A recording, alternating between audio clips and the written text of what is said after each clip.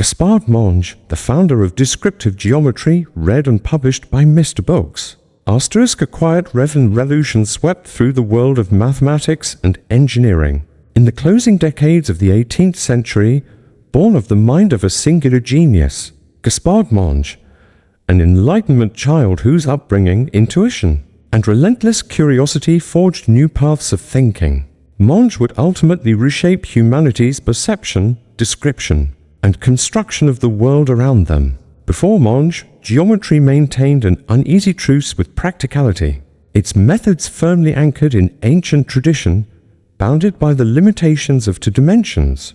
The audacious leap into three-dimensional reasoning so crucial for architects, artists, engineers, and military planners had yet to be mastered.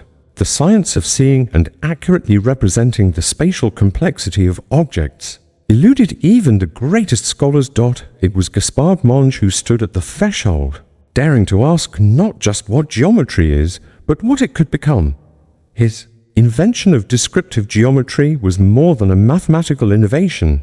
It was a powerful language, allowing a mind to translate abstract thought into tangible form. In an era when the very foundations of knowledge trembled under the weight of Enlightenment ideals, Monge's work offered new certainty and unprecedented possibilities. This book, Gaspard Monge, visionary architect of descriptive geometry, embarks on an intricate journey through the life and legacy of one of mathematics' great pioneers.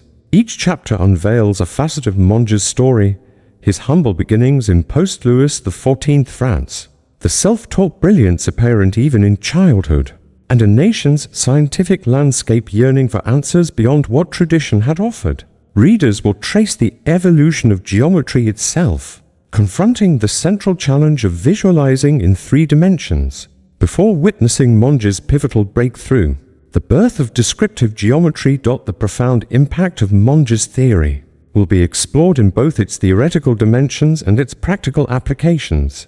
We unravel the elegant mechanics of lines, planes, and projection, before witnessing how these groundbreaking ideas found their place in the real world, shaping the fields of engineering, architecture, and even military science. His methods became tools for constructing bridges and fortifications, for sketching the contours of machines, and for instructing the minds of future generations. Through a lens both scholarly and human, this volume seeks not only to recount the developments but to illuminate the spirit of inquiry driving Monge's achievements.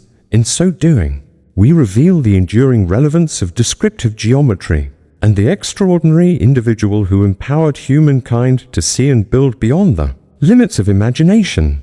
Chapter 1: A Child of the Enlightenment. Gaspard Monge entered the world against the backdrop of a France stirring with intellectual ferment. It was May 1746 in the city of Beaune, nestled in the heart of the Burgundy region where history, culture, and enterprise converged. Monge's birth coincided with a period later known as the Enlightenment, a time when the ideals of reason, scientific inquiry, and progress transformed the contours of European thought. The Monge family, though modest in means, valued education and resilience. His father, a small-scale merchant, and his mother, known for her practicality and keen sense, fostered in Gaspard a climate of curiosity and discipline. The daily rhythms of provincial France, combined with the bustling intellectual life of Paris not far away, cultivated in the young Monge an awareness of both tradition and innovation. Education in this era was in flux. The rigid scholasticism of previous centuries was loosening its grip, giving way to more experimental and empirical approaches, especially in the sciences. In Beaune, Monge attended the Oratorian School, a well-regarded institution that sought to combine religious values with a robust curriculum. Here, the seeds of his future genius found fertile ground. He displayed a precocious talent for mathematics, solving complex problems with a facility that astonished his teachers. His exercises in geometry were not just mechanical recitations, but creative acts, early signals of a mind destined to reshape the discipline. But Monge's education transcended the classroom. The Enlightenment's great thinkers Voltaire, Rousseau, Diderot were household names, and their treatises circulated even in remote corners of France. Their emphasis on reason pervaded the atmosphere, encouraging questions rather than rote acceptance. Monge absorbed these influences, not only reading but reflecting deeply. He was irresistibly drawn to the new scientific methods that prioritized observation, experimentation, and logical deduction over dogma. Mathematics, for Monge, became a living art, a set of tools for uncovering truths rather than merely confirming them. At the age of 16, Monge graduated with honors and was poised to enter higher learning. He desired entry to the Collège de la Trinité in Lyon, a prestigious institution.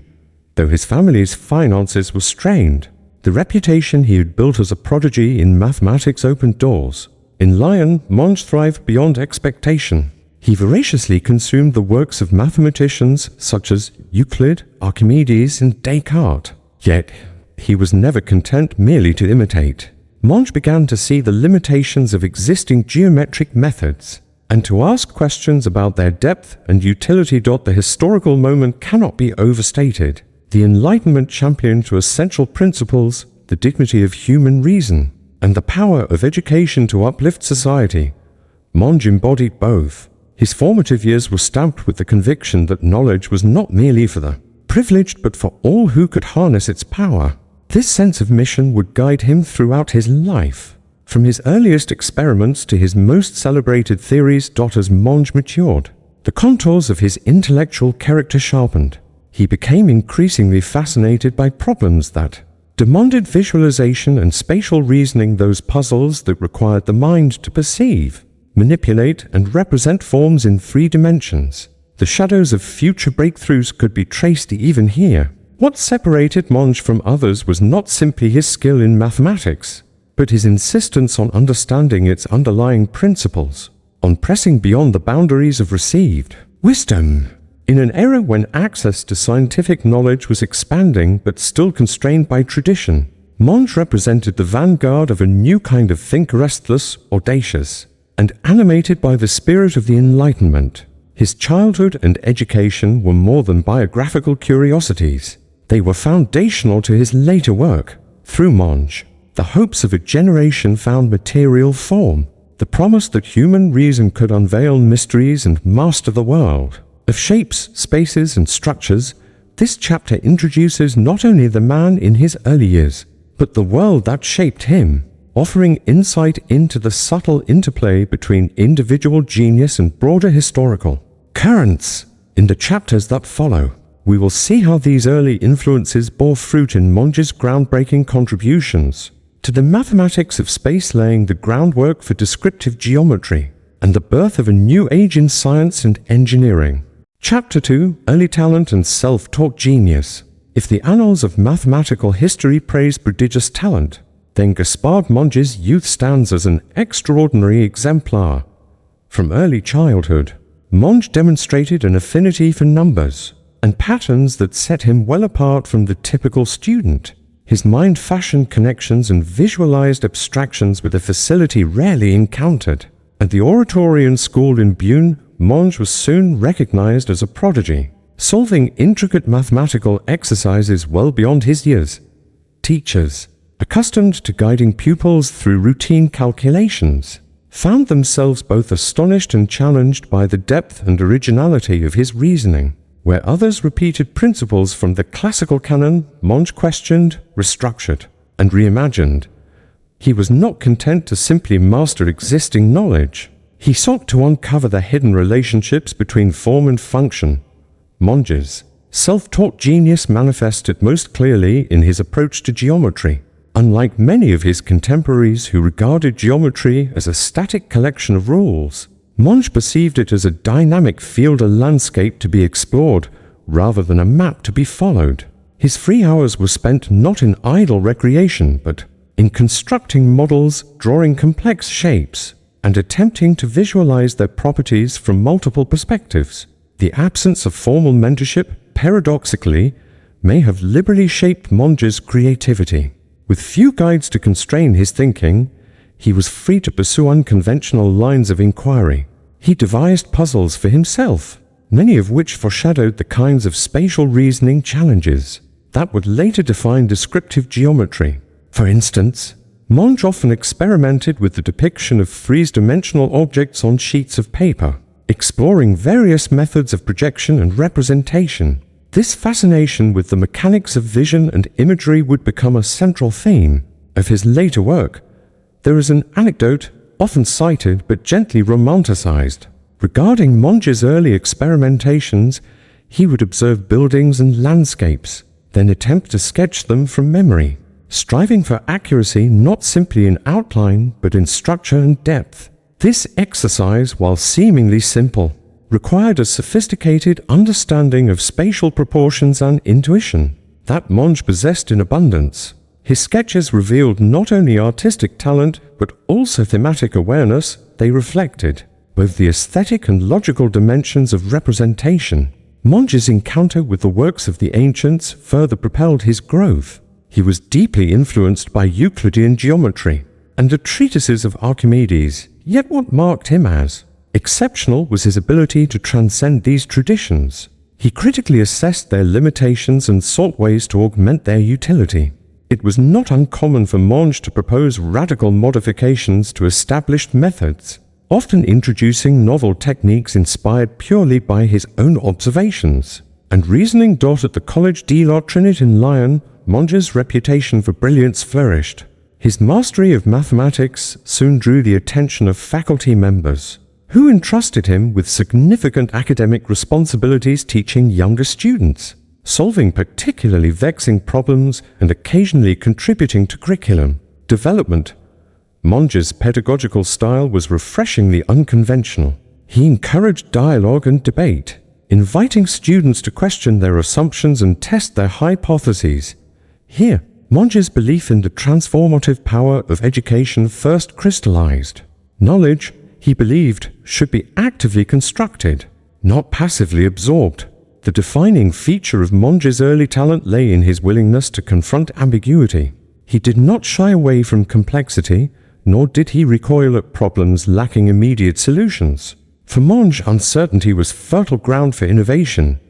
His notebooks from this period, many of which survive, are filled with conjectures, some elegant and complete, others rough sketches of ideas to be developed later. This willingness to experiment, revise, and learn from failure is emblematic of the great inventor. It is tempting to romanticize Monge's genius as purely innate, yet such a portrait would do a disservice to his effort and perseverance.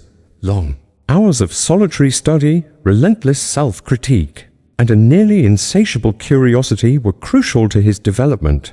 Monge's success was not simply a product of natural ability, but of deliberate practice and a deep-seated love for his subject. The intellectual climate of the Enlightenment nurtured this passion, offering him a vision of mathematics as a tool for progress, understanding, and creative expression. By his late teens, Monge had already begun to devise methods that hinted at the revolutionary insights to come. His fascination with spatial visualization and projection, born of experimentation and nurtured by the limitations of existing practices, laid the essential groundwork for descriptive geometry.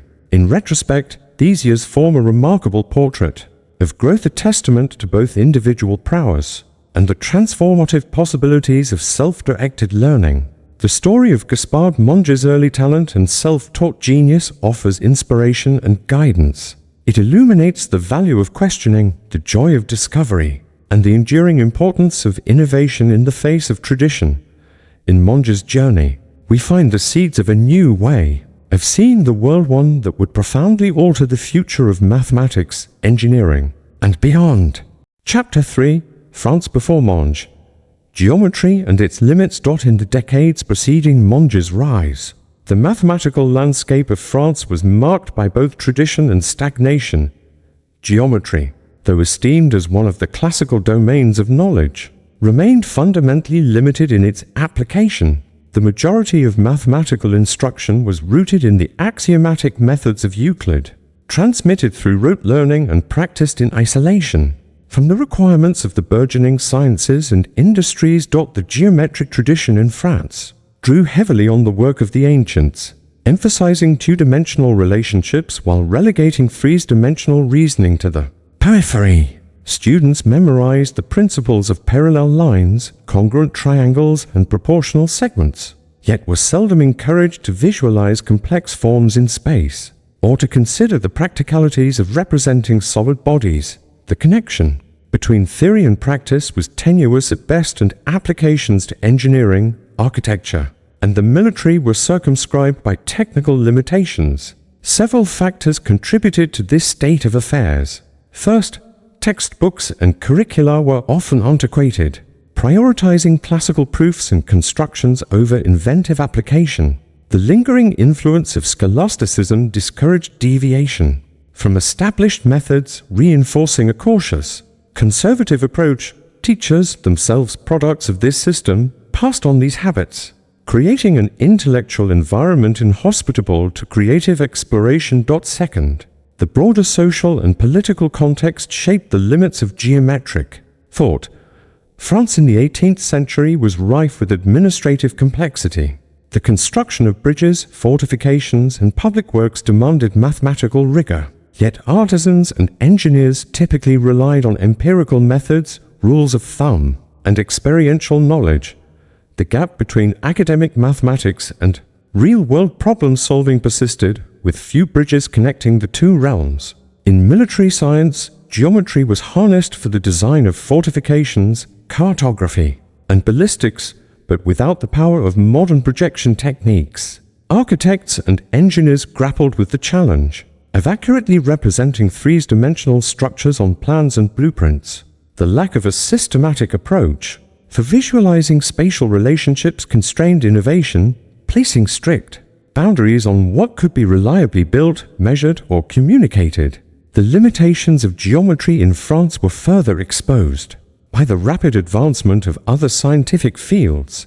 Astronomy, physics, and chemistry flourished under the Enlightenment, each propelled by new instruments, methods, and mathematical models. Geometry, by contrast, appeared static, a venerable discipline struggling to adapt to the demands of modernity. Scholars recognized the need for a more versatile toolkit, one capable of bridging the gap between abstract reasoning and concrete representation. Within this landscape, the seeds of transformation were being sown, but the path forward remained uncertain. Isolated efforts to improve geometric instruction emerged. Occasionally new treatises, diagrams, and experiments made incremental progress, but none had yet succeeded in fundamentally reimagining the discipline. The prevailing sense was that geometry was essential yet incomplete. Its principles were powerful but insufficient for the tasks required by a changing world. Against this backdrop, Gaspard Monge's contributions would become revolutionary. He inherited not only the rich legacy of the ancients but the pressing challenges of 18th century France's society, striving for scientific and industrial progress, yet constrained by the limitations of its mathematical tools. Monge's ability to see beyond these limits, drawing on both tradition and innovation, set the stage for the birth of a new field. His insight was to recognize that geometric reasoning must be coupled with effective methods of visualization and representation. The complexities of three-dimensional space demanded new approaches, ones that could unlock the full potential of mathematics for engineers, architects, and military planners alike. It was not enough to reason abstractly, one must be able to see in 3 dimensions, faithfully and precisely. Monge's genius lay in transforming geometry from a static theory to a dynamic practice, equipping it to serve the evolving needs of society and science. The story of France before Monge is thus a story of anticipation, of a discipline ripe for renewal, awaiting the hand of a visionary prepared to redraw its boundaries.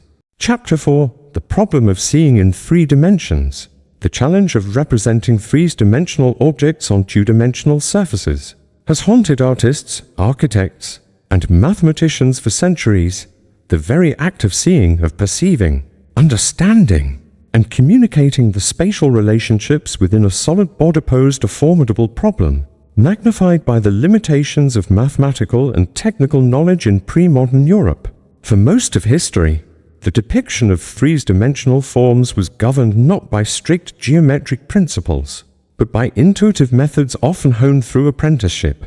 Artists employed perspective to evoke depth, yet their techniques relied on observation and practice more than rigorous calculation. Cartographers, builders, and engineers sketched maps and plans that were informative but incomplete, their representations plagued by inaccuracies and inconsistencies. The absence of a systematic method for projection meant that the leap from concept to construction remained fraught with uncertainty. In mathematics, the issue resided in the distinction between form and symbol. While algebra furnished tools for solving equations, geometry was bound to visual intuition, a strength in certain respects, but a source of great vulnerability when encountering complicated spatial forms. The application of Euclidean principles to three-dimensional solids was awkward, missing the precision and universality required for modern engineering. The Enlightenment intensified these demands. The surge in scientific inquiry and technological ambition called for accurate models of buildings, machines, and fortifications. The limitations of existing methods grew increasingly untenable. The need to visualize and communicate complex spatial relationships became urgent, not only for architects and engineers, but also for military planners tasked with designing defensive structures. The ability to translate an idea in the mind into a coherent, actionable design depended on mastering the language of space. Monge confronted this challenge directly. He recognized that the core difficulty lay in the representation of three-dimensional objects through two-dimensional drawings, orthographic projections capable of capturing the essential features of form without distortion. The pivotal question was not merely how to see a solid, but how to depict it in a way that preserved its structure, relationships, and dimensions. Conventional methods proved inadequate. Artistic perspective, though evocative, lacked the mathematical rigor necessary for precision. Empirical practices depended heavily on craftsmanship and experience, failing to provide a repeatable standard. What was needed was a geometric system that would allow any object to be represented faithfully, to be analyzed and communicated with certainty. Monge's breakthrough was in forging this new system, descriptive geometry. It offered a formalized method for projecting three-dimensional figures onto two-dimensional planes, enabling the accurate representation of lines, points, and surfaces. Through the use of coordinate systems and projection techniques, Monge brought logic and generality to the problem, creating tools adaptable to a vast range of applications. The innovation extended beyond technical practice. By establishing the principles of descriptive geometry, Monge provided a framework for spatial reasoning itself. He taught students to visualize, manipulate, and explore forms with confidence, bridging the gap between abstract thought and physical reality. His methods democratized knowledge, empowering a new generation of engineers, architects, and artisans to engage with the full complexity of their work. In essence, Monge's solution to the problem of seeing in three dimensions was both mathematical and philosophical. He revolutionized not only the techniques of representation, but the very nature of spatial understanding. The world could now be conceived, designed, and built with a precision and scope previously unimaginable. The reverberations of this breakthrough would be felt across fields as diverse as engineering, art, and military science. Monge's methods, initially radical, quickly became indispensable. Through his work, the difficulties of spatial perception and representation gave way to new clarity, transforming the possibilities of what could be imagined and constructed. Chapter 5: The Birth of Descriptive Geometry. The emergence of descriptive geometry marked a watershed moment in the history of mathematics and its applications. At the intersection of pure science and practical necessity, Gaspard Monge forged a discipline that would illuminate the structure of space and provide the means to master its representation. Descriptive geometry, as conceived by Monge, was not simply an extension of existing geometric principles. It was an entirely new framework for understanding and depicting three-dimensional forms. The foundation of the discipline lies in the ability to project points, lines, and planes onto two-dimensional surfaces, preserving the essential relationships of the original figure. This method permitted any geometric configuration to be analyzed and communicated with exactitude. The genesis of descriptive geometry arose from practical concerns. Monge, appointed instructor at the École Royale du Génie in Mézières, faced the challenge of training future engineers in the art of spatial visualization and design. The task required a system more rigorous and comprehensive than those available. Monge began by examining the limitations of existing projection methods' artistic perspective, empirical sketches, and ad hoc constructions, all of which failed. To meet the demands of precision engineering, Monge's innovation lay in formalizing the process of projection, using coordinate systems and systematic techniques to reduce three-dimensional problems to two-dimensional representations. He developed clear rules for the orthogonal projection of points, lines, and surfaces, allowing engineers to reconstruct the entire spatial configuration from these plans. The discipline was founded on two primary operations, the vertical and horizontal projection, which, when combined, sufficed to represent any object in space. The implications of this method were profound. Descriptive geometry permitted the accurate analysis of intersections, tangencies, and relative positions among objects, a capability essential for the construction of buildings, bridges, and machines. Monge's techniques elegantly linked mathematics with engineering, creating a common language for design and execution. Monge's pedagogical gifts were as vital as his intellectual insight. His teaching at Messiers was revolutionary. He demanded that students develop true spatial intuition, mastering the transition from abstract concept to concrete drawing. Visual aids, models, and exercises reinforced his lessons, cultivating the capacity not just to solve problems, but to imagine and create. The publication of Monge's treatise on descriptive geometry disseminated his ideas throughout France and soon across Europe. The clarity and utility of his approach garnered rapid acceptance among academics and practitioners alike. Descriptive geometry matured into a foundational course at military and engineering schools, shaping the education of countless architects, surveyors, and inventors. Monge's methods were not static. He refined his system continuously, incorporating feedback from practice and pedagogy. His work exemplified the Enlightenment ideal, the pursuit of knowledge not merely for its own sake, but in service of progress and practical achievement. The birth of descriptive geometry thus signified more than a technical advance. It was an intellectual transformation, a reconceptualization of the relationship between mind, mathematics, and matter. Monge's discipline empowered humanity to visualize, plan, and build with previously unknown precision, ushering in an era in which the invisible could be made visible, the abstract made real. Today, descriptive geometry stands as a testament to the creative synthesis of theory and practice, a monument to Monge's extraordinary vision, and a cornerstone upon which modern engineering, architecture, and design are built. Chapter 6: Lines, Planes, and Projections Explained.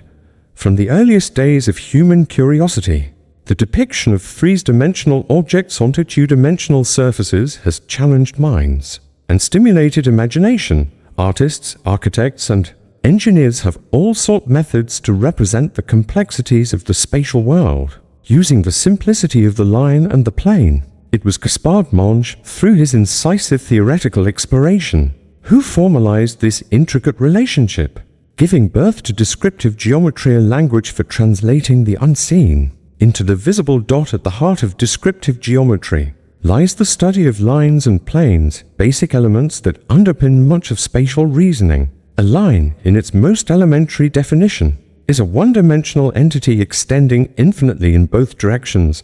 A plane, conversely, is a two-dimensional surface stretching endlessly. When these elements are engaged in the spatial universe, their interactions become intricate. Lines may intersect planes, lie upon them, or remain parallel. Planes themselves may be oriented in arrays, slanted or orthogonal, intersecting or not. Monge's genius was to systemize the projections of these objects. Projection, as defined within his theory, involves casting the features of a three-dimensional object onto a chosen plane, usually referred to as the projection plane, or simply the plane of projection, by drawing orthogonal lines from points on the object to the projection plane. One creates a shadow or footprint, a two-dimensional representation preserving essential relationships but vastly simplifying complexity. This act of projection undergirds a multitude of applications. For instance, orthographic projection, one of the key types devised by Monge, enables one to display the exact shape and dimension of an object from distinct viewpoints: front, top, side, without distortion. These are not merely artistic renderings, but the very soul of technical drawing. Architectural plans, engineering schematics, and military blueprints all rely on the precise mapping of space into manageable depictions. Monge's system transcends artistic templates by introducing rigorous operations. He formalized the notion of multiple projection planes in Mongean construction by employing two perpendicular planes, usually a horizontal and a vertical. Every point, every line, every surface is mapped onto these planes through systematic rules, yielding the foundation for solving otherwise inaccessible geometric problems. One gains the ability to deduce distances, angles, and intersections that are invisible to the naked eye but manifest within the logic of projection. Beyond mere technique, Monge's reasoning delves into the philosophical.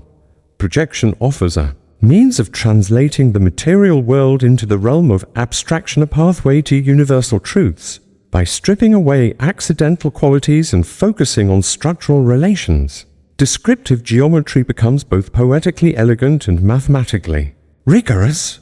In this sense, Monge's work bridges the concrete and the conceptual, granting humanity a new lens with which to view, manipulate, and ultimately construct the physical environment. Through clear rules and systematic procedures, descriptive geometry becomes the road on which solutions travel, an indispensable foundation for the science of engineering, the art of architecture, and the strategy of the military. By starting with lines, planes, and projections, Monge sets the stage for the far-reaching practical and philosophical implications that follow, unfolding through history and into the present day. Chapter 7: From Theory to Practice, Engineering Applications. The leap from theoretical abstraction to practical realization marks the true utility of any scientific discipline. For Gaspard Monge, descriptive geometry was never an isolated mathematical curiosity but a living, breathing system with profound implications for engineering and construction. His methods, aimed at understanding and manipulating the spatial world, quickly found applications in the myriad tasks of builders, architects, surveyors, and military engineers. Before Monge's intervention, the connection between geometric reasoning and engineering practice was inconsistent at best. Many craftsmen relied on empirical techniques, transmitting knowledge through apprenticeship and convention, rather than systematic understanding. Designs for bridges, fortifications, and machines were limited by the inability to precisely predict outcomes based on the plan alone. Errors in translating concepts to reality often resulted in costly miscalculations and failures. Descriptive geometry remedied these deficiencies by providing a structured method to express three-dimensional objects in two-dimensional drawings. Monge enabled engineers to foresee and solve problems long before construction commenced. His techniques made it possible to predict the intersection of beams, the inclination of slopes, and a juxtaposition of complex surfaces. For the first time, a universally accessible set of rules guided the translation from blueprint to tangible structure. Take the case of civil engineering. The projection of railway cuts and tunnel sections, the laying out of canal paths, or the arching of bridges all demanded a precision that only Monge's methods could supply. His two-plane projection system allowed engineers to calculate the points, lines, and surfaces of intersection with accuracy. Difficult terrain became less daunting as plans translated naturally into the language of construction. Architecture, too, was transformed. Until the late 18th century, architects relied on perspective drawings or partial plans to convey intentions. With descriptive geometry, the landscape changed. The orthographic projections introduced by Monge plan, elevation, and section became standard practice, eliminating ambiguity and furnishing a shared vocabulary for designers and builders alike. Buildings rose more faithfully to their drawings. Roof lines and wall intersections ceased to be sources of confusion. Machinery and manufacturing benefited similarly. The design of gears, levers, and engines depends on the precise interaction of curvilinear surfaces and angles problems well suited to Mongean theory. By laying out the intricate relationships on projection planes, engineers could model and test assemblies in virtual space before committing resources. The era of improvisational manufacturing yielded to an age of calculated production. Monge's influence extended to surveying and cartography, where the accurate depiction of landforms and property boundaries was vital. Descriptive geometry empowered surveyors to translate field measurements into reliable maps, preserving spatial relationships and ensuring the integrity of legal documentation. In sum, Monge's descriptive geometry is the silent architect behind much of modern engineering. It is a practical language, a problem-solving toolkit, and a safeguard against error. By constructing a bridge between theory and application, Monge ushered in an era of precision, reliability, and shared knowledge. The world built with his methods stands firmer, rises higher, and endures longer, a testament to the transformative power of seeing beyond surfaces to the structure within. Chapter 8: Geometry and Military Power. The connection between geometry and military power is both ancient and profound. From the fortifications of Rome to the siegworks of Renaissance Europe, mathematical knowledge has always served the art of war. In the crucible of revolutionary France, where threats loomed on every border, and political stability hinged upon practical reason, Gaspard Monge's descriptive geometry emerged as a powerful instrument for national defense and military engineering. Monge's innovation struck at the heart of military science by providing systematic means to design, analyze, and construct defensive works. The projection system he advocated enabled military engineers to calculate the shape, size, and mutual dispositions of complex fortifications. Bastions, ramparts, and moats could be planned with precision, their spatial relationships rendered evident on paper before shovels struck earth. This fidelity was not merely academic, but instrumental in rapid construction and adaptation under battlefield conditions. Perhaps nowhere was Monge's impact more pronounced than in the realm of artillery. The trajectory of cannonballs, the angles of ramps, and the configuration of embrasures demanded exact spatial reasoning. Descriptive geometry made it possible to model fields of fire, anticipate lines of sight, and maximize coverage while minimizing exposure. The defender, equipped with Monge's methods, became as ingenious as the attacker. The difference between holding or losing a fortress, often written in the logic of projection. Moreover, Monge's approach imparted flexibility and speed to military operations, with standardized methods for drafting and interpreting plans. Orders could be conveyed and executed efficiently. Field officers and engineers received identical instructions regardless of locality or specialty, streamlining the chain of command and reducing the risk of costly miscommunication. The relationship between descriptive geometry and military intelligence was equally significant. The secrecy and strategy demanded by national security relied on technical superiority in mapping and fortification. By encoding complex structures and layouts into cryptic drawings, planners could shield their intentions from prying eyes. A geometry not only of construction but concealment. In this, Monge set the precedent for the secure transmission of military knowledge, presaging modern practices in technical cryptography and secure communications. Beyond the battlefield, geometry and Monge's system of projection became a tool for organizing supply lines, managing logistics, and planning campaigns. The flow of resources, the layout of encampments, and the movement of troops demanded a holistic spatial awareness, unavailable to those ignorant of projection theory. As France faced coalitions of adversaries, it was not simply the fervor of its soldiers but the rigor of its engineers that sustained the Republic. Through his teaching and involvement with the École Polytechnique, Monge ensured that the principles of descriptive geometry permeated the ranks of the military elite. Generations of officers became versed in the discipline, infusing strategic decisions with mathematical precision. In the end, the power of geometry in war is more than a matter of mere technique. It is the translation of abstract thought into practical might. Monge exemplified this transformation, equipping France with the means to withstand its enemies. and extend the frontiers of science in service to the state. The military achievements of revolutionary France owe much to the unseen hand of geometry and to the mind that brought its secrets into the light. Chapter 9: Secrecy, Strategy, and State Knowledge. The 18th century state was a complex machinery, its gears dependent on the steady flow of knowledge, military, political, scientific, balanced always against the need for secrecy and strategic advantage. In revolutionary France, the need to defend borders, project strength, and maintain order intersected with the intellectual revolution unfolding in its universities and academies. Gaspard Monge, as both scientist and patriot, stood at the nexus of these forces, shaping national destiny through his approach to knowledge and secrecy. Descriptive geometry, Monge's great invention, was more than a tool of engineering. It was a language of concealment and revelation. The power to project three-dimensional objects onto two-dimensional planes allowed planners to encode intentions, hide vulnerabilities, and shield designs from foreign agents. Drawings became ciphers, their meaning accessible only to the initiated. Science rendered into strategy. Monge understood that technical knowledge was itself an asset in warfare and diplomacy.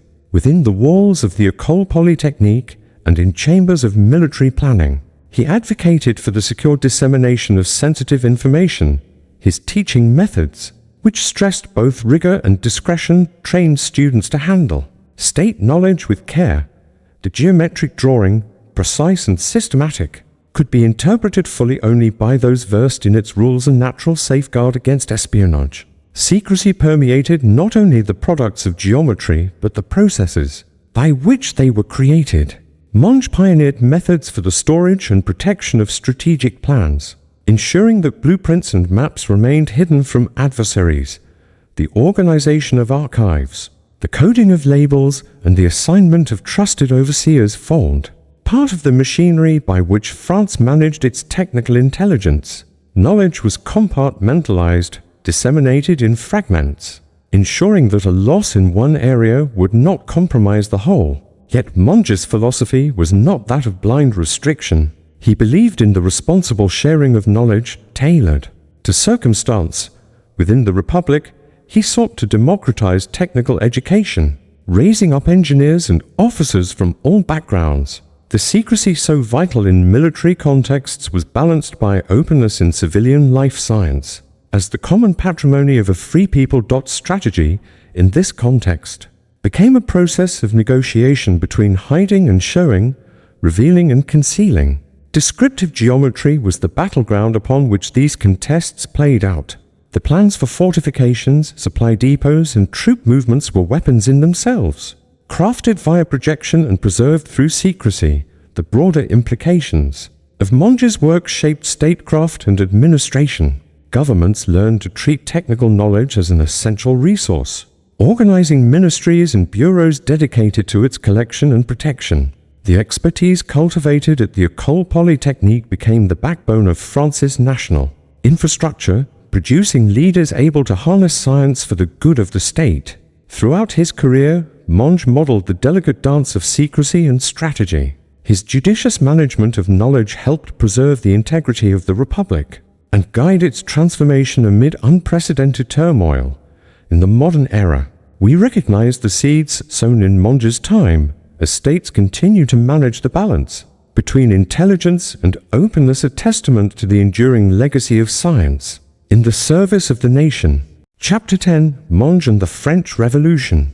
The profound transformation brought by the French Revolution swept away old certainties and birthed new visions of liberty, equality, and fraternity. In this maelstrom, the role of science and its practitioners changed forever. Gaspard Monge, mathematician and educator, emerged not only as a founder of descriptive geometry, but as a participant and architect in the revolutionary project.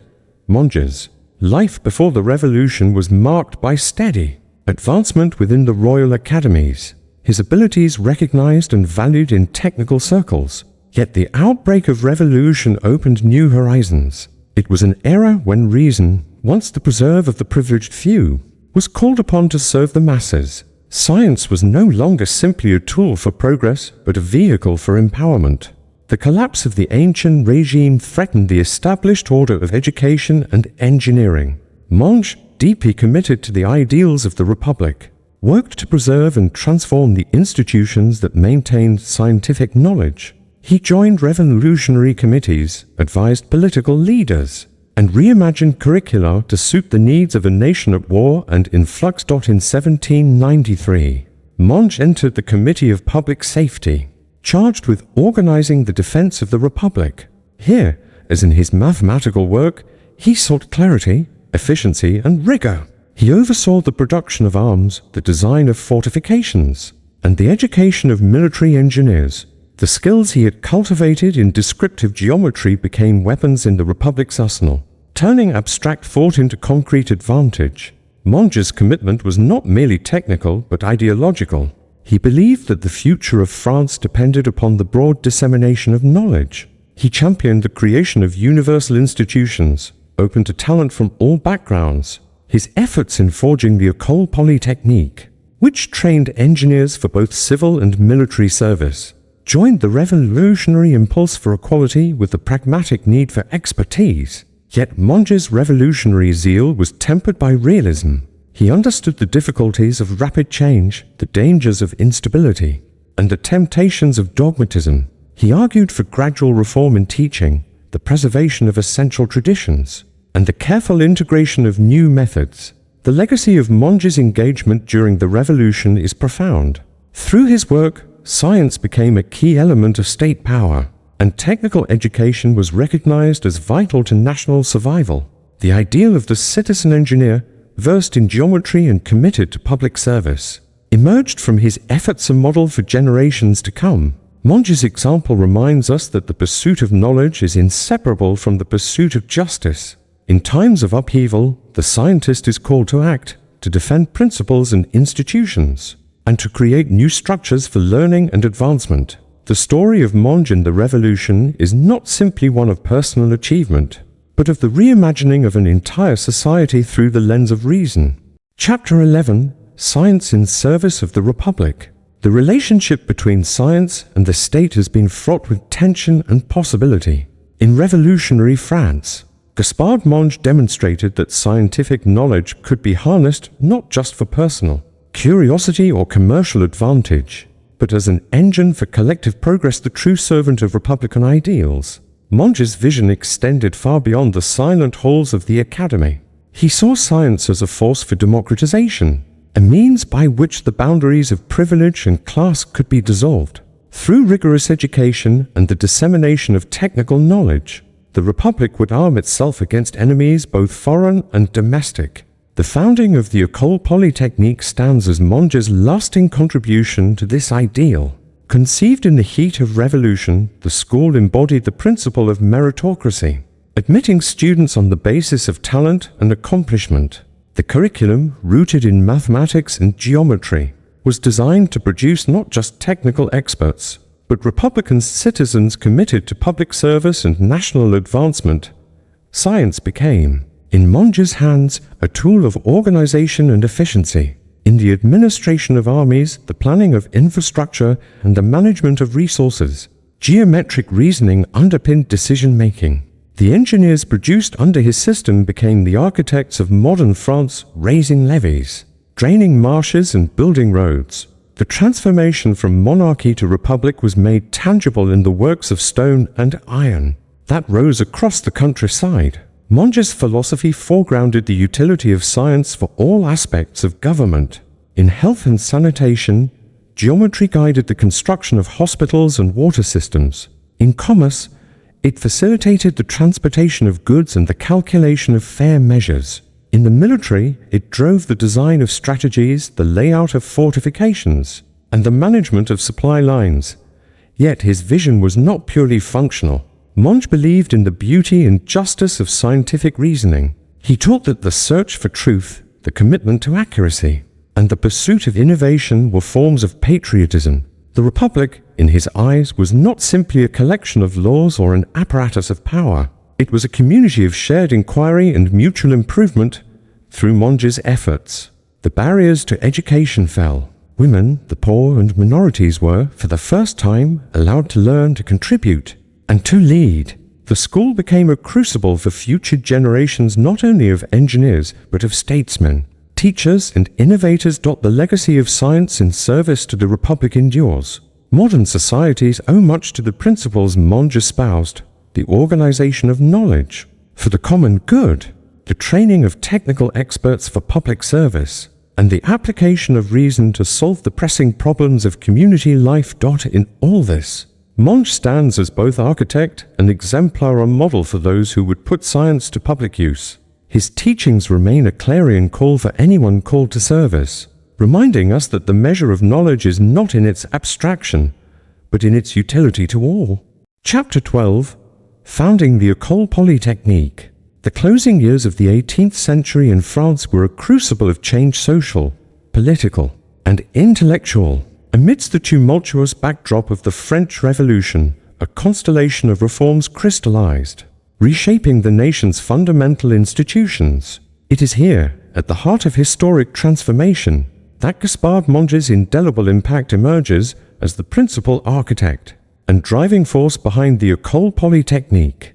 Monge's vision for the École Polytechnique did not arise in isolation. For decades, France had labored under inefficiencies in its systems of military and technical education.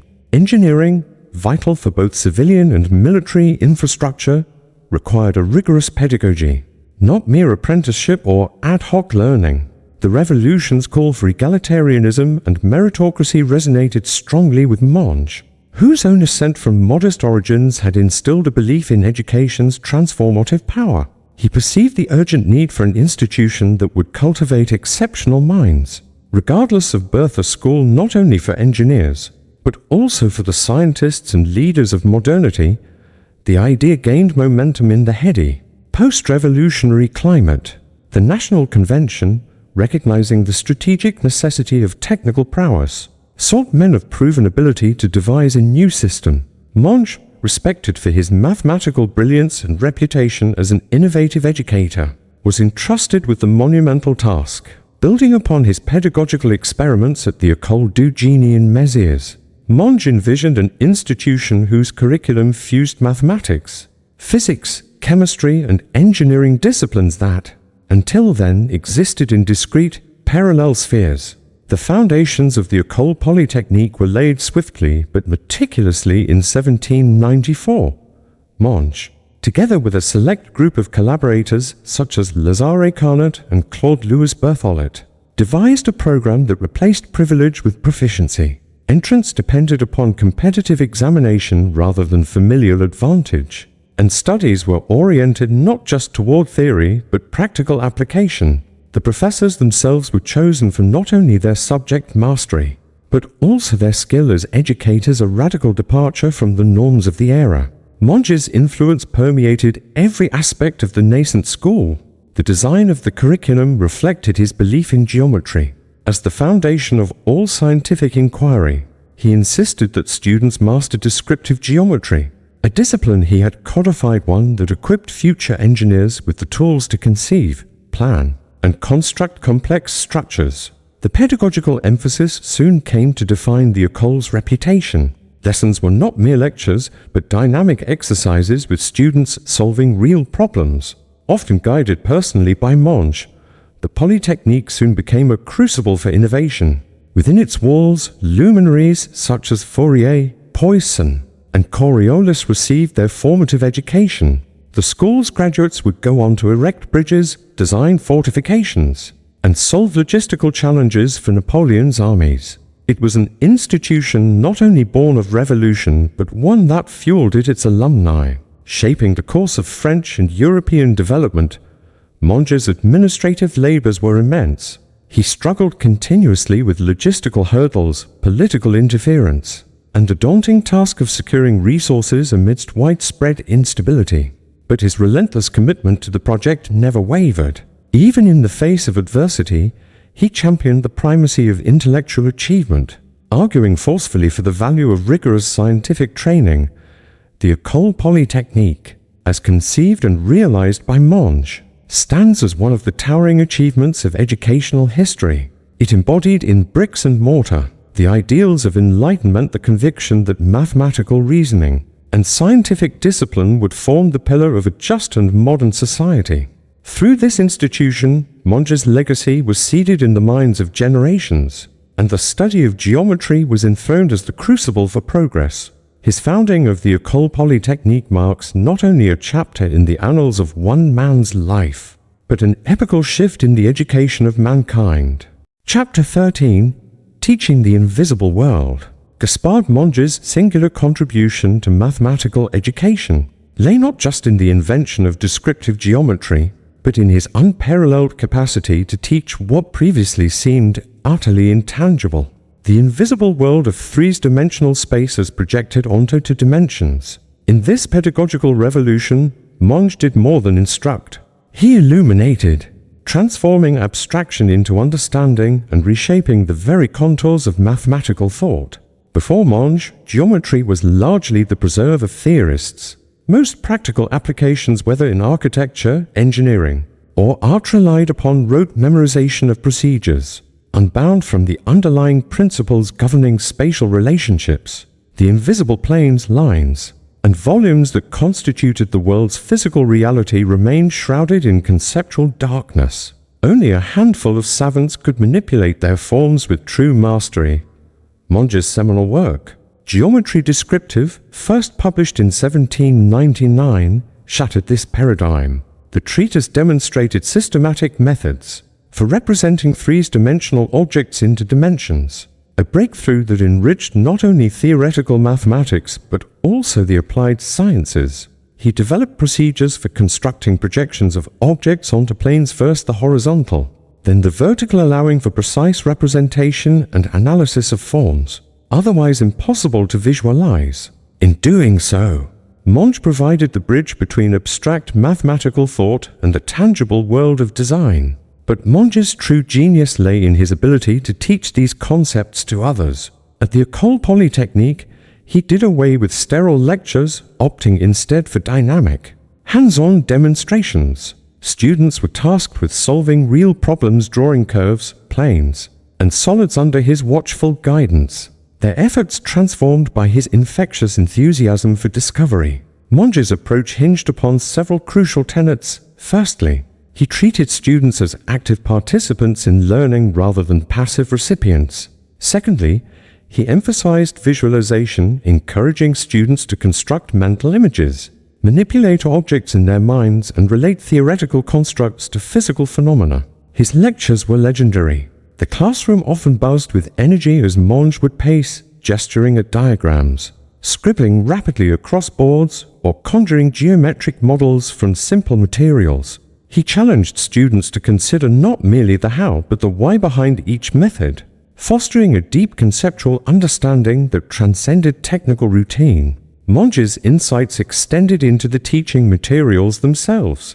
He authored comprehensive manuals, replete with lucid diagrams and stepwise explanations. These resources rapidly attained canonical status, circulating not only within France but across Europe. In these texts, Monge articulated the logical structure underpinning every process, how projections functioned, why particular constructions succeeded, and how errors could be systematically corrected. His meticulous clarity propelled generations of students toward mastery. Critically, Monge recognized the value of connecting the abstract to the practical. His courses included problems tied to real-world engineering and architectural challenges, calculating the dimensions of fortifications, designing bridges, and mapping terrain. In this sense, he made visible the invisible, equipping students with the conceptual tools to command space itself. Monge's pedagogical revolution did not proceed without resistance. Many traditionalists decried the radical changes, clinging to classical modes of instruction. Yet, his effectiveness soon silenced critics.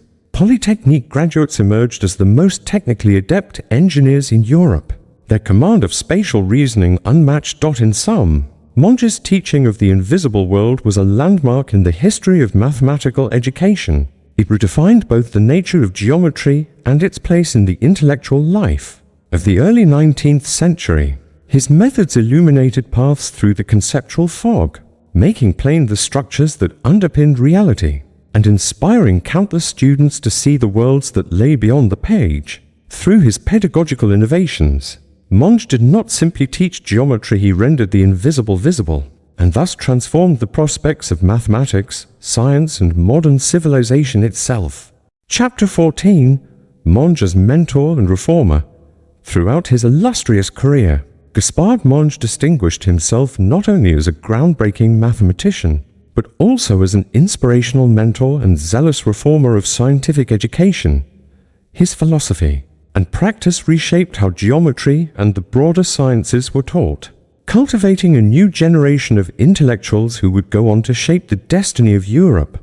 Monge's role as a mentor was inextricably bound to his character. Unlike many luminaries of his era, he approached teaching not as a distant authority, but as a partner in intellectual adventure. His deep empathy and belief in the potential of every student informed his interactions, allowing him to communicate even the most complex concepts with patience and clarity. This mentorship went far beyond academic instruction. It was a holistic engagement, nurturing curiosity, discipline, and a sense of purpose. At the École Polytechnique, Monge instituted radical reforms that underpinned his vision for a meritocratic and innovative scientific culture. He abolished antiquated curricula focused on rote memory, instead instituting dynamic courses that emphasized logical reasoning and creative problem-solving. His advocacy for open discussion and collaborative learning was revolutionary for the time. Professors were encouraged to guide students towards self-discovery, and group exercises became the norm, fostering a spirit of collegiality and mutual respect. Monge's reforms did not stop at course structure. He transformed the role of the instructor, demanding high standards both in subject knowledge and pedagogical skill. Professors were expected to inspire and challenge their students, not merely deliver established truths. Monge personally mentored promising teachers, sharing insights on how best to cultivate independent thought and analytical rigor. His commitment to reform extended beyond the Polytechnique. Monge tirelessly campaigned for educational improvements in other institutions, including the École Normale and engineering schools across France. He lobbied government officials, drafted memoranda, and led committees charged with modernizing curricula, assessment methods, and teacher training strategies. His efforts ensured that the principles he championed at Polytechnique were disseminated throughout the nation. Mentorship was for Monge a profoundly personal endeavor. He spent countless hours tutoring students who showed promise, offering encouragement and guidance even outside formal classrooms. Many future luminaries, Jean-Baptiste Bayet, André-Marie Ampère, and Charles Dupin among them, testified to Monge's lasting influence on their intellectual development. He was known to take a personal interest in the lives of his pupils, helping them navigate both scholarly and personal challenges. Monge's insistence on inclusion was another facet of his reformist zeal. The Polytechnique's competitive entrance examinations opened the doors to talented youth of all backgrounds, shattering the barriers that once barred advancement for those outside the aristocracy. Monge actively supported scholarship programs and campaigned to ensure that merit, not privilege, served as the sole criterion for admission. Intellectual rigor was paired with an unflagging devotion to civic virtue. Monge viewed scientific and mathematical education as vehicles for social progress, and he imbued his teaching with the ideals of the French Revolution. He urged his pupils to use their knowledge in the service of society, emphasizing the ethical responsibilities of the engineer and scientist. This moral approach permeated the culture of the École Polytechnique, fostering a generation of graduates who viewed their work as both a professional endeavor and a public good. Of course, Monge's reforms were not universally welcomed. Traditionalists resisted what they saw as a dilution of academic depth and an undue emphasis on utility. Some political authorities mistrusted the egalitarian ideals embedded in Monge's pedagogy. Yet, he pressed onward, sustained by his convictions and by the tangible success of his students. Monge's legacy as mentor and reformer thus rested on three pillars: the transformation of pedagogy, personal mentorship, and the institutionalization of meritocracy and civic responsibility. Through these achievements, he ensured that the teaching of geometry and science would forever be linked to the highest ideals of enlightenment, and that the minds he shaped would carry forward his quest for knowledge, fairness, and progress. The ripples of Monge's mentorship and reforms continue to echo through the halls of education, testifying to the enduring value of his transformative vision. Chapter 15: Spreading Geometry Across Europe. In the wake of the intellectual revolution initiated by Gaspard Monge, the reach of descriptive geometry rapidly expanded beyond the confines of France, catalyzing the transformation of scientific thought and technical education across Europe. This dissemination was neither accidental nor incidental. It was propelled by a deliberate strategy, an outgrowth of Monge's belief that geometry constituted a universal language capable of uniting diverse cultures in pursuit of progress. The foundational method of descriptive geometry, its capacity to render spatial relationships intelligible, proved invaluable to emerging sciences and the rapidly industrializing societies of the continent. Monge understood this and embraced his role as an ambassador of mathematical knowledge. Through direct communication, publication, and the movement of graduates from the École Polytechnique, the discipline spread with unprecedented rapidity. Monge's own publications, especially his seminal Geometry Descriptive, were rapidly translated and adopted in academic institutions throughout Europe.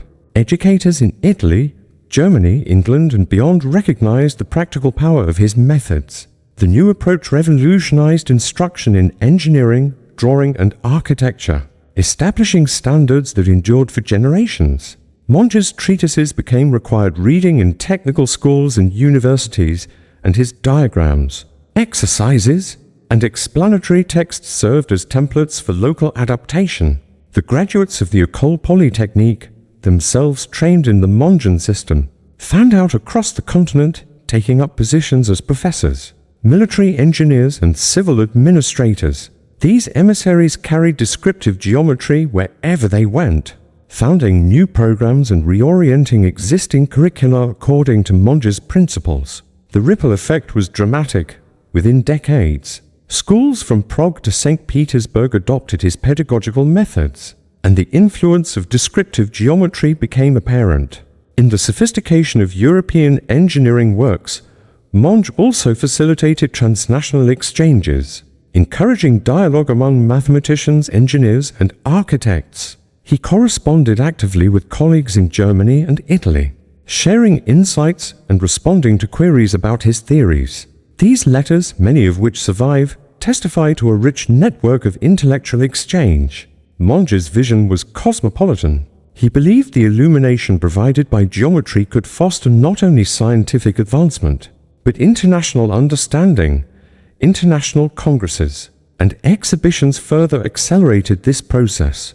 The Industrial Revolution's demand for technical expertise brought attention to Monge's system as a means to train skilled workers capable of designing factories, bridges, and machinery with mathematical precision. Technical drawing, now standardized by descriptive geometric principles, became a required skill across industries. Despite barriers of language, political boundaries, and local tradition, Monge's geometry prevailed. In Italy, mathematician Lorenzo Moscaroni modified and extended Monge's ideas, adapting them to local contexts. In Germany, Franz Rollo and other engineers championed descriptive geometry as essential for modern technical education. Art academies to absorb Monge's insights, using his techniques to train draftsmen and painters to understand perspective and spatial relationships. The method even influenced cartography and navigation fields that relied on accurate spatial representation to underpin advances in mapping and exploration. Monge's international influence was not without challenge. Some critics objected to the perceived abstraction of his methods, favoring more traditional or empirical approaches. Yet the undeniable success of Monge trained engineers and architects, whose achievements could be seen in bridges, public buildings, and fortifications, provided a compelling argument for the intellectual revolution he had unleashed. By the mid-19th century, descriptive geometry had become a universal standard, embedded in the infrastructure of scientific education across Europe. It provided the conceptual and practical tools for an era of rapid technological and architectural advancement. Monge's endeavor to spread geometry across the continent was thus not merely a historical episode, but the genesis of a new international community, the community of those who, through mathematical reasoning, would seek to understand and shape the world. Chapter 16: Influence on Architecture and Design. Gaspard Monge's development and dissemination of descriptive geometry reverberated profoundly in the realms of architecture and design. His mathematical innovations furnished both conceptual frameworks and practical techniques that elevated the precision, efficiency, and creativity of architectural practice throughout Europe and beyond. Before Monge's contributions, architectural design primarily relied on empirical tradition and ad hoc application of geometric principles. The transmission of knowledge from master to apprentice was often informal, and the tools available for conceptualizing complex structures were limited in scope. With the advent of descriptive geometry, architects gained access to a methodology for visualizing, planning, and executing designs of striking complexity. Monge's methods offered architects systematic procedures for projecting three-dimensional objects onto two-dimensional planes, thus making it possible for them to precisely communicate spatial ideas. The accurate depiction of intersections of planes, curves, and solids, the kind of problems that routinely arose in designing arches, vaults, domes, and staircases, became manageable and replicable. Through descriptive geometry, architects could now analyze the integrity and feasibility of their designs in advance, calculating loads, stresses, and spatial relationships with unmatched rigor. The impact was felt immediately in architectural education. Schools across France and Europe integrated Mongean geometry into their curricula, producing graduates adept at both theoretical and practical aspects of their craft. The École des Beaux-Arts in Paris, renowned for its training of master architects and artists, embraced Monge's techniques, nurturing a generation of professionals whose work would redefine the city's skyline. Descriptive geometry also freed architects from traditional constraints, enabling the exploration of innovative forms and structures. The 19th century witnessed the construction of buildings that would have been inconceivable without Monge's methods: bridges with elegant arches, monumental railway stations, and intricate ironwork for industrial buildings. Gustave Eiffel, whose iconic tower stands as a testament to the era's technical ingenuity, was among those whose work drew upon the rigorous application of geometric reasoning. In addition to its utility, Monge's methodology fostered creativity in design. Architects learned to conceive structures not as mere assemblies, but as spatial systems governed by underlying geometric truths. This shift encouraged experimentation with novel materials: iron, steel, cast concrete, and with unprecedented forms. The resulting edifices combined beauty and functionality, a synthesis attainable due to descriptive geometry's ability to reconcile artistic vision with structural soundness. Designers of every stripe benefited from Mongean principles. Furniture makers, bridge engineers, and city planners each utilized projections and intersections to create objects and spaces that were both practical and aesthetically compelling. The layout of urban parks, the planning of transportation networks, and the intricate geometry of decorative patterns all owed their precision to the tools Monge provided. The influence extended even to the emerging fields of industrial design and engineering, where the accurate representation of complex components was essential for mass production. Descriptive geometry became the basis for technical drawing, a universal language for design and construction that transcended national boundaries and local dialects. Architectural competitions and exhibitions in cities such as Paris, Vienna, and London displayed the fruits of Monge's legacy. Structures showcased their demonstrated the harmony of mathematical precision and artistic ambition, inspiring subsequent generations and setting standards for international practice.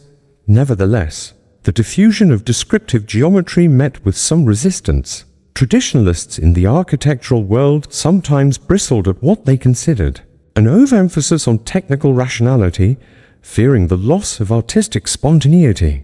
Monge himself, passionately committed to the unity of art and science, responded by demonstrating how geometric reasoning could liberate, rather than constrain, the architect's imagination. Today, Monge's influence persists in every blueprint, technical drawing, and 3D rendering produced by architects and designers worldwide. His methods are embedded in computer-aided design CAD systems, digital modeling platforms, and the very fabric of modern architectural pedagogy. In essence, descriptive geometry not only laid the foundation for the technological transformation of building and design, but also expanded the horizons of human creativity, providing both the rational scaffolding and the inspirational spark from which the architecture and design of the modern world continue to grow.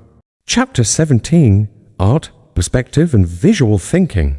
Gaspard Monge's fascination with art and perspective began in the vibrant streets and open landscapes of his childhood.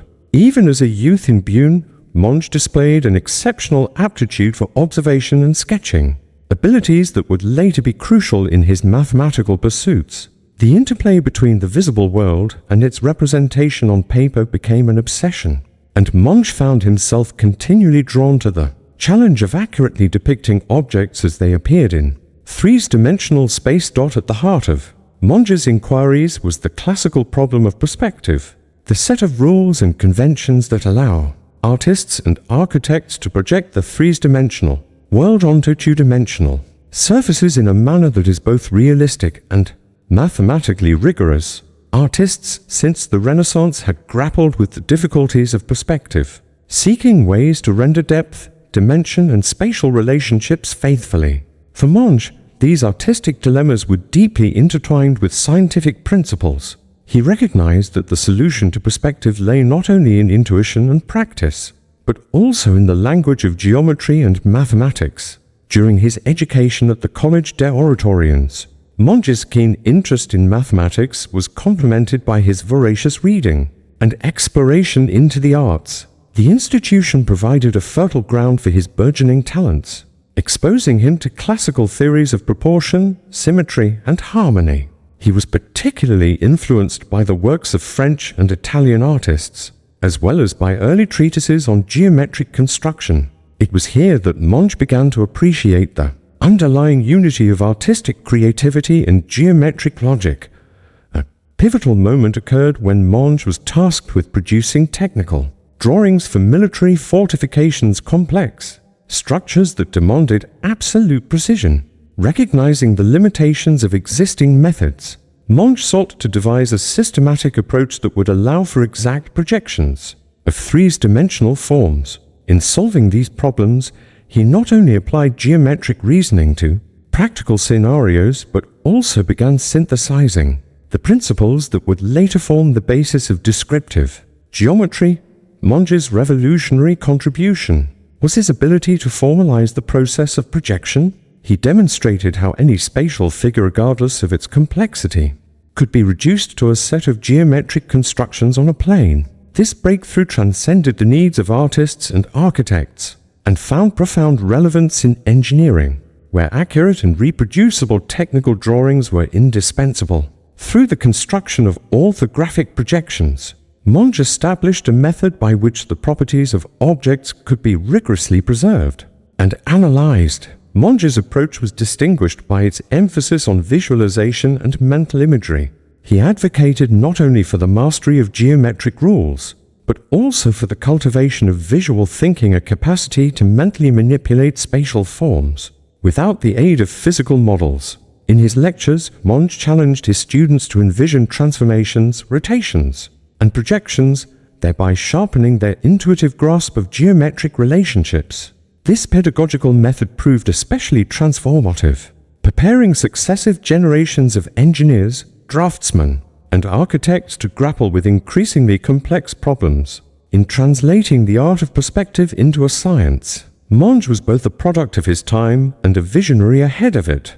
The Enlightenment, with its reverence for reason and progress, shaped Monge's intellectual landscape, encouraging an interdisciplinary approach that blurred the lines between scientific inquiry and artistic endeavor. By marrying geometry with the visual arts, Monge helped to democratize access to knowledge, making the principles of perspective available to those beyond the elite circles of artists and architects. Monge's theoretical innovations did not remain confined to academic circles. As descriptive geometry gained traction, it began to inform the practices of builders, surveyors, and engineers across Europe. The methods he devised facilitated the design of more ambitious structures, the development of accurate maps, and the construction of formidable fortifications. Whether for aesthetic or utilitarian purposes, Monge's insights propelled the evolution of both art and technology. In sum, Monge's exploration of art, perspective, and visual thinking laid the foundation for a new era in spatial reasoning. His work transcended disciplinary boundaries, offering a bridge between the creative imagination of artists and the rigorous problem-solving of scientists. By distilling the essence of perspective into geometric terms, he provided humanity with the tools to better comprehend and shape the three-dimensional world, a legacy that endures in every drawing, blueprint, and mathematical projection crafted today. Chapter 18: Decline, Exile, and Final Years. Despite the brilliance that marked Gaspard Monge's career, the latter chapters of his life were shadowed by political turmoil, personal upheaval, and eventual exile. The very qualities that had elevated him to prominence, the ardor for progress, unyielding principle, and intellectual vigor, would also make him a target. As the tides of French politics shifted dramatically, the seeds of Monge's decline were sown in the wake of the French Revolution, a period that initially offered him unprecedented opportunities. As a staunch Republican and supporter of the Revolution's ideals, Monge took up significant roles within the new government, including serving as Minister of the Marine and later as a member of the Council of 500. His commitment to education saw him deeply involved in the founding of the École Polytechnique, an institution that quickly became a bastion for scientific thought and innovation in France. Yet, the revolution was not kind to its most ardent advocates. With the rise of Napoleon Bonaparte, Monge remained a trusted advisor and collaborator, contributing to the scientific ambitions of the emerging empire. He traveled to Italy with Napoleon, participating in the reorganization of educational institutions and the administration of cultural affairs. Monge's expertise in mathematics and engineering was indispensable to Napoleon's grand designs for infrastructure and national defense. However, political fortunes are fickle. With the downfall of Napoleon and the restoration of the Bourbon monarchy in 1814, Monge's associations with the revolutionary and imperial regimes placed him in grave jeopardy. Under the restored monarchy, former revolutionaries and imperial officials were viewed with suspicion and, often, outright hostility. Monge's unwavering public support for Napoleon became a liability, and he found himself ostracized from many of the academic and government circles that had previously welcomed him, stripped of his public roles and academic appointments. Monge's exile was not of geographical displacement, but of social and professional isolation. He endured a period of profound disillusionment. His aspiration for a rational, equitable society had been shattered, and his influence over France's scientific direction sharply curtailed. The years of exile were marked by diminished resources, waning health, and a sense of betrayal by the very nation he had dedicated his life to enriching. The vibrant intellectual engagements and collaborations of earlier years gave way to a quiet, contemplative existence. Despite these tribulations, Monge never ceased to work on mathematics, continuing to correspond with old colleagues and contribute insights whenever possible. The isolation, rather than extinguishing his passion, seemingly deepened it, prompting him to revisit his earlier works and reflect on their implications. His lectures on descriptive geometry, recorded and cherished by students and followers, became treasured artifacts, a testament to his enduring intellect and pedagogical gifts. Monge's final years were a poignant blend of solitude and dignity. Former students and younger mathematicians continued to seek his guidance, recognizing both his genius and his generosity of spirit. Though denied the recognition he once richly enjoyed, Monge exerted a quiet influence on the next generation of scientific thinkers. His personal library grew smaller as he was forced to sell books and instruments. Yet his legacy in mathematical education reverberated within the walls of institutions he had helped build. His health, never robust, ultimately declined under the pressures of age and adversity. In 1818, Gaspard Monge passed away in Paris, largely forgotten by the establishment but mourned by the community of mathematicians and engineers, who understood the magnitude of his contributions. The neglect of his final years stands in stark contrast to the vibrancy of his intellectual life and the significance of his achievements. Yet, for those who knew him, memories of Monge's energy, curiosity, and unwavering integrity persisted.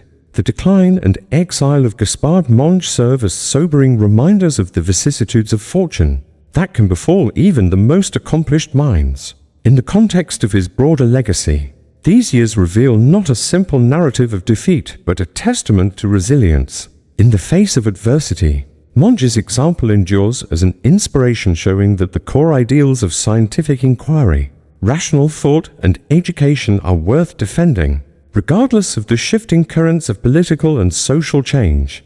Monge's final years, though marked by hardship, also illustrate the enduring nature of intellectual contributions. His mathematical works, foundational texts, and teaching methods continue to be invoked in discussions of geometry, engineering, and pedagogy. The temporary eclipse of his public persona did little to erase the indelible impact of his discoveries. Ultimately, the decline and exile of Gaspard Monge deepen our understanding of the man, lending gravity to the triumphs and reinforcing the conviction that the pursuit of knowledge, though fraught with peril, remains among humanity's most noble endeavors. Chapter 19. The Mathematical Legacy of Monge. Gaspard Monge's mathematical legacy is monumental, undergirding not just the foundational principles of descriptive geometry, but also extending into broader domains of mathematics, physics, and engineering. His work redefined spatial reasoning, provided essential techniques for technical drawing, and influenced the mathematical curriculum for generations. Monge's introduction of descriptive geometry was, at its core, a response to the practical needs of engineers and architects in the late 18th century. The field demanded reliable means of representing three-dimensional objects on two-dimensional surfaces, especially for the planning and execution of large-scale constructions. Through his system of projections, Monge laid out formal procedures for creating accurate and reproducible drawings, which transformed the technological capabilities of the era. The genius of Monge's method lies in its two-principal operations, the projection of points, lines, and surfaces onto planes, and the subsequent reconstruction of three-dimensional objects from these projections. These approaches, known respectively as orthographic and auxiliary projections, enabled engineers to visualize and compute measurements with precision previously unattainable. Descriptive geometry revolutionized technical drawing, making possible a new era of buildings, fortifications, and engineered infrastructure. Yet Monge's influence extends far beyond his immediate inventions. His commitment to teaching and dissemination meant that these mathematical concepts quickly spread throughout France and Europe. As a professor at the École Polytechnique and other institutions, Monge designed rigorous curricula that placed spatial reasoning and geometric visualization at the heart of scientific education. His textbooks and treatises became standard references, shaping not only the training of engineers, but also the mathematical foundations of scientific disciplines. Monge's contributions also advanced the field of analytic geometry. He encouraged the systematic study of curves, surfaces, and their intersections, a subject that underpins both calculus and modern algebraic geometry. His investigations into the properties of ruled surfaces, cones, and cylinders introduced concepts that would be further developed by later mathematicians, such as Jean-Victor Poncelet and Michel Cazals. The notion of representing geometric objects in terms of their generative elements and transformations laid the groundwork for topology and modern geometric analysis. Moreover, through his exploration of differential geometry, Monge initiated lines of inquiry that influenced subsequent giants like Carl Friedrich Gauss and Bernhard Riemann. His study of surfaces, particularly their curvature and properties, can be seen as a direct precursor to the mathematical frameworks that would later describe the geometry of space in physics and general relativity. Monge's legacy is also seen in his practical approach to problem solving. rather than relying solely on abstract formulations.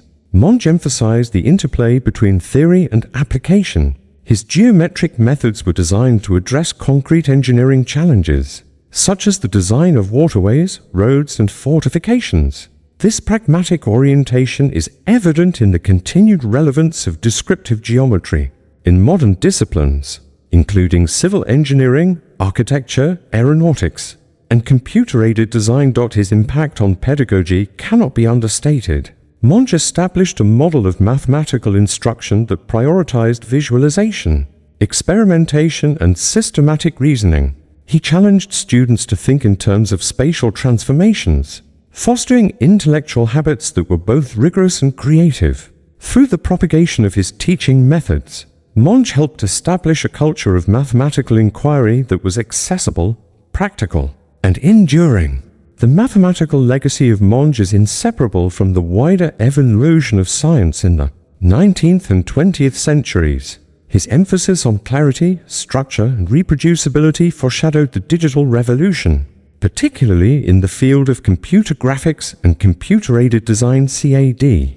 The algorithms and rendering techniques used today to visualize complex shapes and structures are direct descendants of Monge's original strategies for projection and reconstruction. Furthermore, the reach of Monge's ideas can be traced through generations of mathematicians, engineers, and educators who built upon his foundations.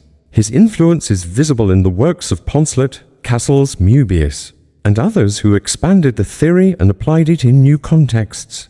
Internationally, descriptive geometry and Mongean methods found their way into curricula, technical manuals, and research programs, underscoring the universality of his contributions. In summation, Gaspard Monge's mathematical legacy is at once profound and pervasive. His invention of descriptive geometry fostered new ways of seeing, reasoning, and constructing within the physical and intellectual realms. By bridging art and science, theory and application, Monge set a standard for mathematics that endures in the present day. The clarity and utility of his ideas continue to illuminate the path for those who seek to understand and shape the world through geometry. Chapter 20: Descriptive Geometry in the Modern World. In the centuries since Gaspard Monge first codified the principles of descriptive geometry, the field has undergone significant evolution, transforming in response to new technologies, interdisciplinary applications, and an ever-expanding universe of complex forms. While the core principles Monge established remain foundational, their relevance in the modern world has only deepened, as descriptive geometry continues to play an essential role in engineering, architecture, design, and the digital arts. At the heart of descriptive geometry is the precise translation of three-dimensional spaces into two-dimensional representations. This process, once conducted painstakingly by hand, is now executed by computers with astonishing speed and accuracy. The rise of computer-aided design-cut software represents a direct outgrowth of Monge's concepts. Through the mathematical algorithms Monge pioneered, designers and engineers can manipulate, visualize, and realize structures in ways never before possible. Modern architecture provides some of the most striking examples of descriptive geometry's continued influence.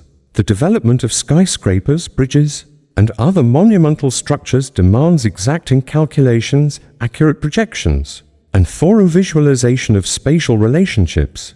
Architects routinely employ Mongean methods to draft, simulate, and refine their designs, and the language of projections, sections, and plans remains universal.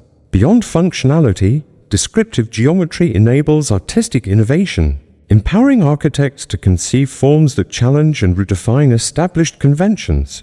In manufacturing and industrial engineering, descriptive geometry underpins the processes that drive productivity and precision. Complex machinery, automotive parts, and aerospace components are conceived, designed, and executed with the aid of geometric visualization. The ability to model and simulate three-dimensional objects in virtual environments has revolutionized prototyping, testing, and quality control. Monge's principles, incorporated into software and hardware workflows, ensure that the integrity of objects is preserved from concept to production. Descriptive geometry has also become an integral part of science and technology education worldwide. Students learn to visualize and manipulate spatial relationships, developing skills that are applicable across various disciplines. The legacy of Monge is particularly visible in engineering and fine arts programs, where the capacity for spatial reasoning is essential. Educational platforms increasingly incorporate interactive simulations, 3D modeling tools, and virtual reality environments that echo Monge's emphasis on the interplay between theory and practice. In the digital arts, descriptive geometry stands at the confluence of creativity and computation.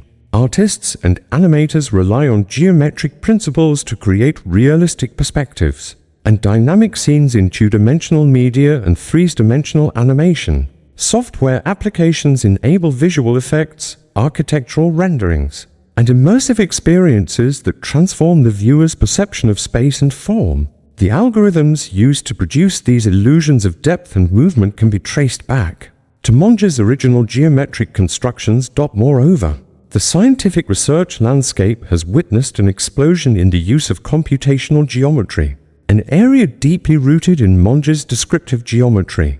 From the mapping of protein structures in biology, to the simulation of celestial bodies in astrophysics, to the analysis of big data in informatics, the principles of spatial analysis have become indispensable. Monge's vision for projecting and reconstructing complex forms informs the frameworks used to discover new molecules, model physical phenomena, and visualize the expanding universe. Despite its profound impact, descriptive geometry faces new challenges in the modern era. The abstraction and automation introduced by digital technologies risk obscuring the foundational skills of manual projection and spatial reasoning. Educators and practitioners increasingly advocate for a balanced approach, ensuring that students understand the geometric logic underpinning computer-assisted design. The dialogue between traditional techniques and cutting-edge methodologies is a testament to the enduring relevance of Monge's ideas. Furthermore, the democratization of design tools has broadened access to descriptive geometry, allowing individuals from diverse backgrounds to engage in problem-solving and creative expression.